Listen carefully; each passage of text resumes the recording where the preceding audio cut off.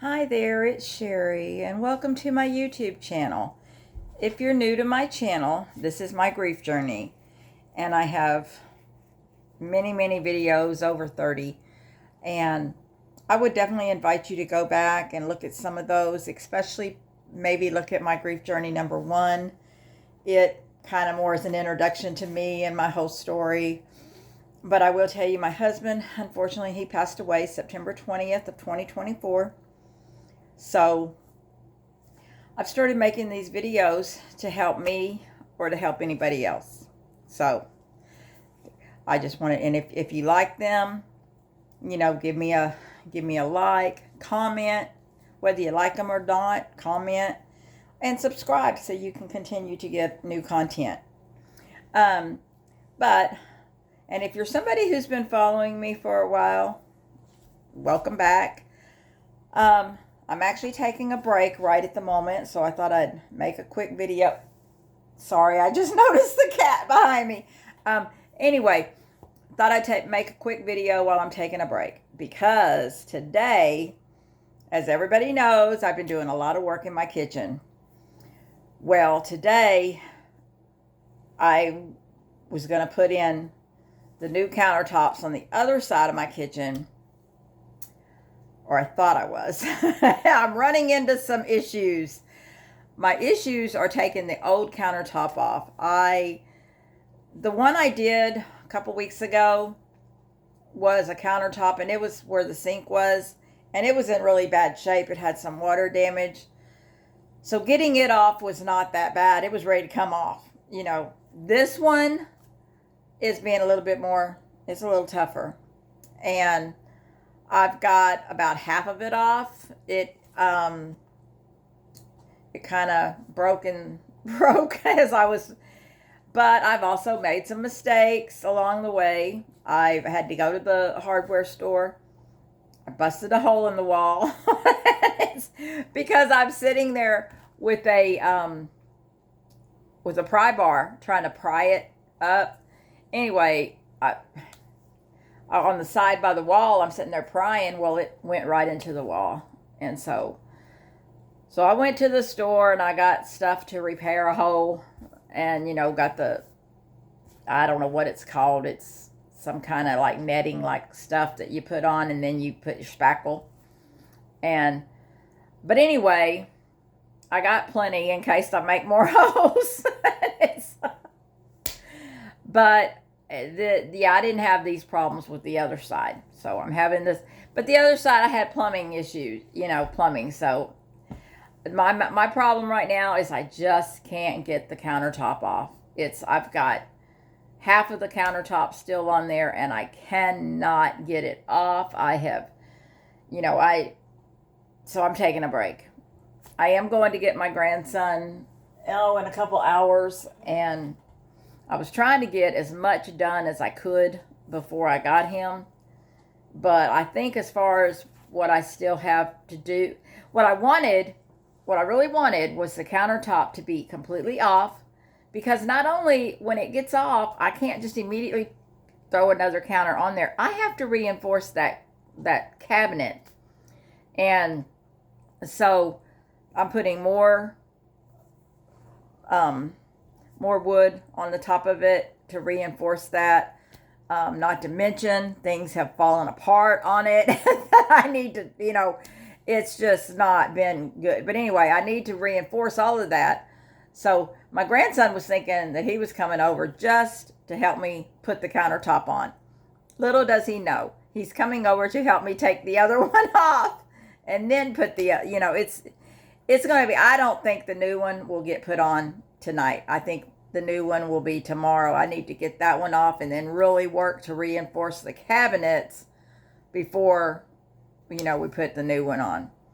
But I mean, he's 14 years old. He stays up late anyway. So, and it's spring break. It's spring break now. So anyhow, so that's what I've been doing today. It's, working in my kitchen. I ain't going to show you my eventually, once my kitchen's completely done, I will show you what it looks like. I should have showed you what it looked like to start with, but right now it's a mess because I have my stove pulled out I have my refrigerator pulled out. Now the stove I actually unplugged and moved clear across the room. Now the refrigerator, I started realizing I need to move it so I can get where it beside where it was to get some good, momentum to try to pull that countertop up. But the refrigerator's still plugged in. I just moved it out just a little bit. I definitely don't want to unplug my refrigerator. But anyway, that being said, my house, it's a mess in there. It's a construction zone in there. And it tires me out too when I do that kind of stuff. And and it kind of, somebody asked me, my stepson asked me, would I be doing all of this if Dad was still here? And I said, well, I don't think so. I think my husband would have been freaking out that I had started all this. He'd have been like, what are you doing? Now, that being said, I think he's proud of me for what I've done. But had he still been here, I know he wouldn't have wanted me doing it. But also, when I'm trying, if he was here, I'd have been like, can you help me? and of course he would have. And in fact, I'll tell you a story. One time, way before he even got sick, I wanted to pull the carpet up out of the living room. And he kept telling me, no. Well, I wanted to. I knew the carpet was in bad shape. And he kept saying no. So one night, he went to bed, and I came in here, and I just got a razor knife, and I just started cutting it in the middle and pulling it. And so when he got up, the majority of it was up, only right up against the wall. I couldn't get that and I was having trouble. And he helped me to do that, to get it completely up. But it was one of those, he walked in the living room and went, what in the world? And then it was like too late. He didn't want it up, but I took it up. And I don't think it was that he didn't want I think it was just that things like this, all these things that I do at home, he was the type, just hire somebody to do it. And I'm, trying to do it myself. And there's some things that I don't like messing with electricity. However, I like I did the dishwasher. I, did that part, the electrical part on that. And I will, but I don't like doing it. It's, electricity is a little scary for me. But anyway, like I said, I'm just taking me a little rest, and I hope everybody's having a good day. I have been so busy that I haven't had time to think of anything other than what I'm doing. So that's, I guess, a good thing. I did want to ask you, though. I want to ask this question, and I'm hoping I get some comments on this. The other day, I talked to a friend about this, and then I also talked to somebody at work about this. I'm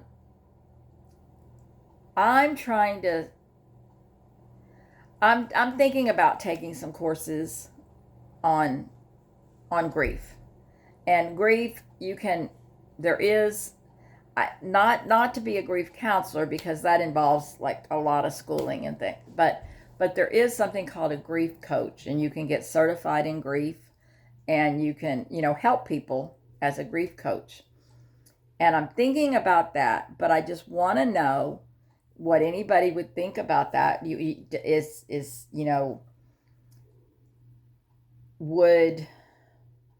How do I say this?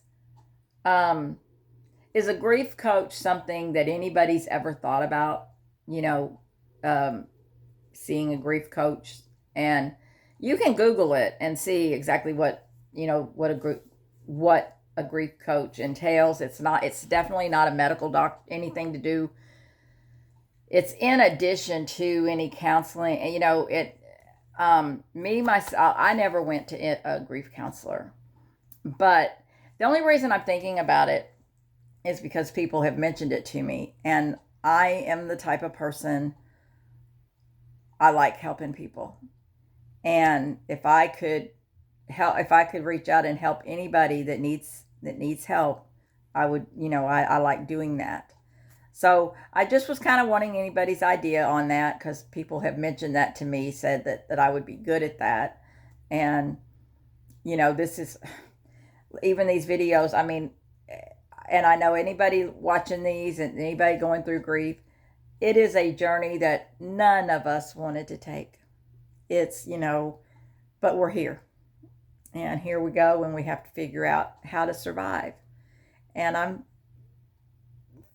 always think of Sesame Street on that song, "Put one foot in front of the other." That's about what it is.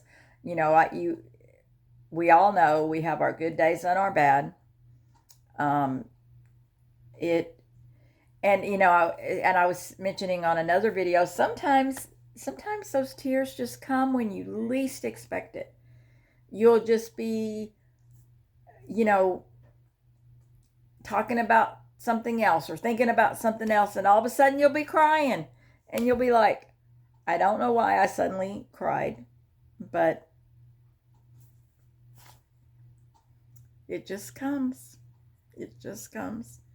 And it's getting used to being, especially when it was a spouse that's passed, getting used to being alone is, it's been over 17 months for me, and I'm still not used to being alone. And it's so, the house is so quiet. The house, and I go to work and I talk to everybody at work. And in fact, I got in trouble the other day at work. That's another story. But, when you're not around people, then you suddenly talk a lot when you are around them. At least I do. But anyway, like I always say, it's okay to not be okay. It's okay to have those moments. And I always say that, but one thing I haven't been saying a lot of lately is it's not okay to stay there for long periods of time. You don't want to get in a depressed state. But it is okay to cry. It's okay. It's okay to have moments where you just fall apart. And because it's not okay to hold all this inside and then just blow up one day. It's better to let it out. But like I said, grief is a journey. Unfortunately, it never ends. It does change as time goes on, but it doesn't end. And that is because the love never dies. And as long as there's love, there's going to unfortunately be the grief. And grief is just love with nowhere to go.